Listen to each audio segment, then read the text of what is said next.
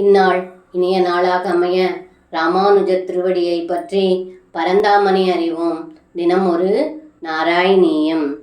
சித்ரம் பிசாஸ்யான ஹதகுமாரஸ் சித்ரம் புரைவாகதி சௌரிநேதம் இதி பிரசம்சன் கில கோபலோகோ பவன் முகாலோகரசேன்யமாங்ஷீத்.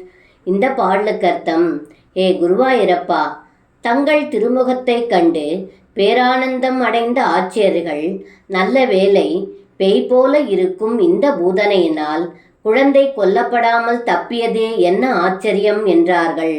அது மட்டும் அல்லாது வசுதேவருக்கு முதலிலேயே தெரிந்து கூறப்பட்டது மிகவும் ஆச்சரியமாக இருக்கிறது என்று இந்த பாடலில் பட்டத்ரி சொல்கின்றார்.